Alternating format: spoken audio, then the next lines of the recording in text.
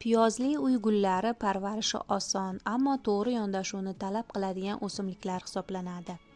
Ularning barcha oziqasi va hayot kuchi piyozi ichida to'plangan bo'ladi. Shuning uchun sug'orish, dam olish davri va ko'chirish qoidalariga amal qilish juda muhim. Aksincha bo'lgan hollarda ular gullamay qo'yishi yoki piyozi chirib ketishi mumkin. To'g'ri parvarish har yili chiroyli va sog'lom gullashni ta'minlaydi. Bugungi videoda Amarilis va Eucharis gullarini xususiyatlari va ularni to'g'ri parvarish qilish haqida alohida to'xtalamiz.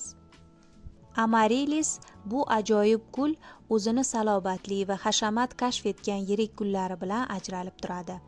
Amarilislar oilasiga mansub uy guli bo'lib, yirik va yorqin gullari, nafis tik o'suvchi poyasi bilan e'tibor tortadi. Uni gullari odatda juda yirik bo'lib, ranglari nozik och pushtidan tortib yorqin qizilgacha bo'ladi. Barglari tasmasimon shaklda bo'lib, silindrsimon piyozchasidan o'sib chiqadi. Amarilis nisbatan talabchan bo'lmagan o'simlik hisoblanadi. U ko'p yorug'likni yaxshi ko'radi. Shuning uchun eng yaxshi joy janubiy yoki janubiy-sharqiy tomonga qaragan deraza. Yozda uni soya joyda ochiq havoga olib chiqish mumkin. Parvarish to'g'ri sug'orishdan boshlanadi. Faol o'sish davrida bahor-yozda o'simlik muntazam sug'oriladi, ammo gul idishida suv to'planib qolishiga yo'l qo'yilmaydi. Qishda sug'orish kamaytiriladi va Amarilis dam olish davriga o'tadi. Shuningdek, faol o'sish paytida xona gullari uchun mo'ljallangan o'g'itlar bilan oziqlantirib turish muhim. Tuproq.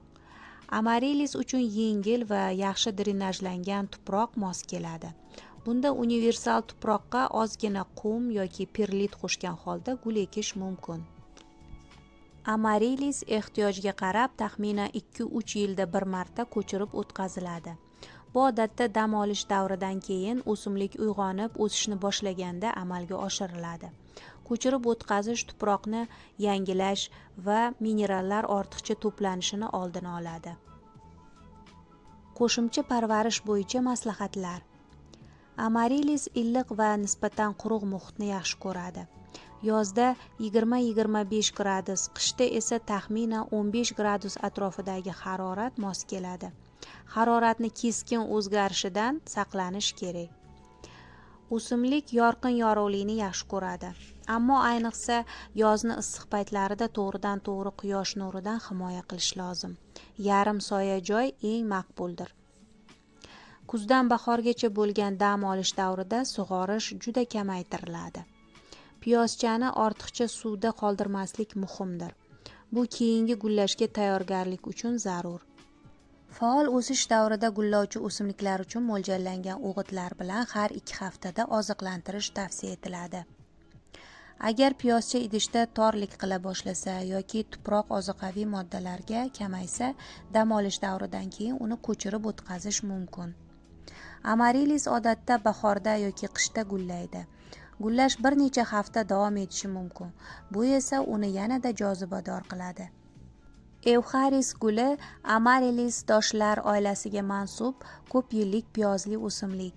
Tabiatda u Amazonka havzasida o'sgani uchun Amazonka liliyasi deb ham ataladi. Eucharis baquvvat o'simlik bo'lib, piyozi taxminan 5 cm, barglari esa katta va uzun. Gullari oq, xushbo'y, diametri 10-12 cm.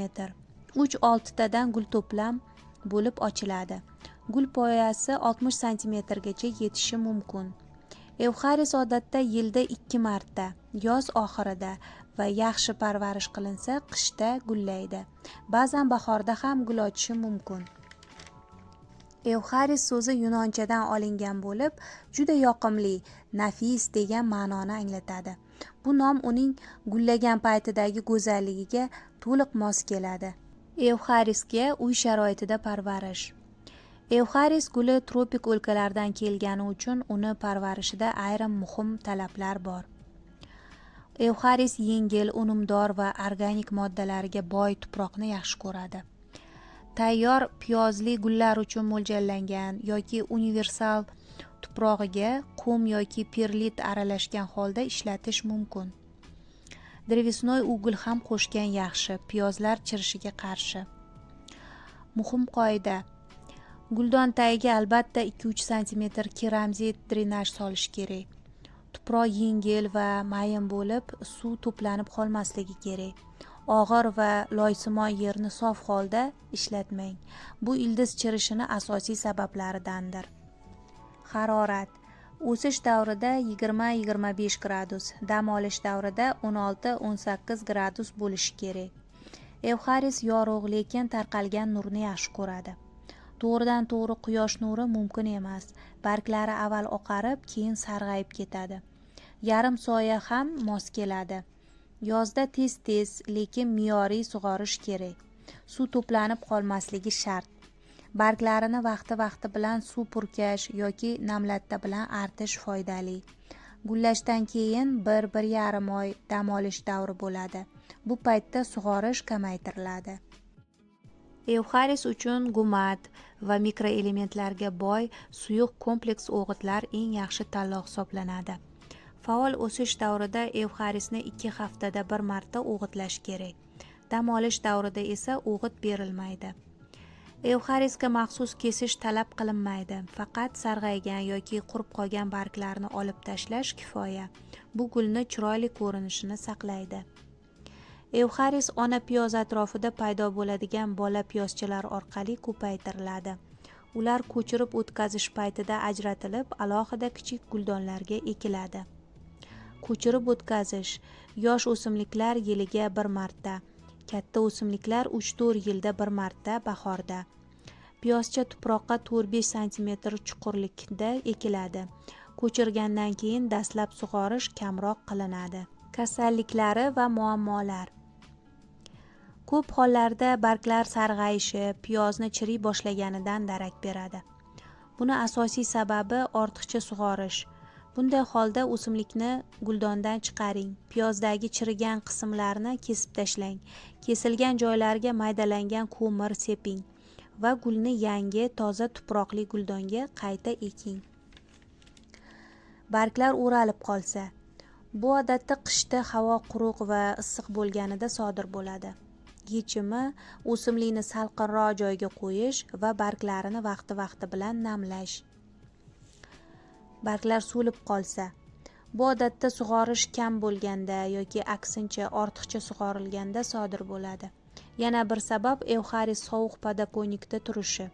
Agar tuproq sovuq bo'lsa, ildizlar suvni shimolmaydi va hatto yaxshi sug'orilgan o'simlik ham suv yetishmasligidan aziyat chekkanday bo'ladi. Muammoni hal qilish uchun sug'orishni me'yorga keltiring. Ko'paytirish yoki kamaytirish. Guldon ostiga taglik qo'yib, uni sovuq podakonikdan himoya qiling. Evxaris bo'yicha ko'p beriladigan savollar. Qanday tanlash kerak? Evxaris sotib olayotganda barglariga e'tibor bering. Ular yashil va yaltiroq bo'lishi kerak. Sarg'aygan yoki xira barglar o'simlik sog'lom emasligidan darak beradi. Tuproqdan botqoq hidi kelsa, bunday gulni olmagan ma'qul. U ko'p sug'orilgan bo'lishi va piyozi chiriy boshlagan bo'lishi mumkin. Qanday guldon tanlash kerak? Evxaris uchun keng, lekin chuqur bo'lmagan guldon mos keladi.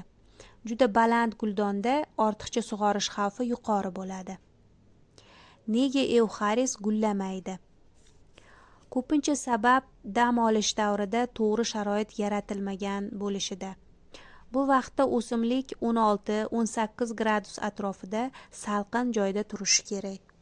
Piyozli gullar bir qarashda oddiygina barglari bilan ko'zga tashlanmaydi. Sokinlikda sekin rivojlanib, ich-ichidan kuch to'playdi. Vaqti kelganda esa ochilib, butun go'zalligini namoyon qilib, borliqni hayratda qoldiradi. Amarilis ham, evxaris ham bizga shuni eslatadi. Mehr va sabr berilgan joyda albatta go'zallik paydo bo'ladi. Gullaringiz ochilib tursin. Uyingizga fayz, qalbingizga esa xotirjamlik nasib etsin.